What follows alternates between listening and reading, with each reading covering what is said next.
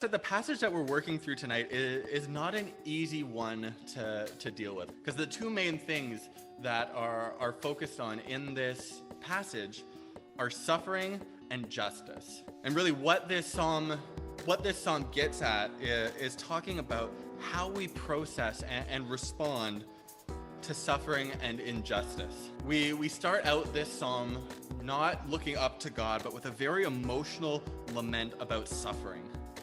The suffering that the psalmist and his people have endured. The suffering that he's talking about here is long-lived and intense. And essentially what we're seeing here in the beginning of this psalm is that you are allowed to struggle when you face really difficult times and suffering in this world. But it doesn't stop there. What the next part is going to talk about is how we're called to respond to the suffering that we face.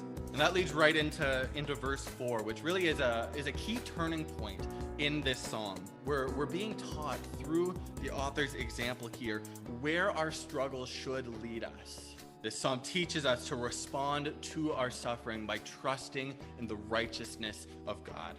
And now we see him putting his trust in the justice of God.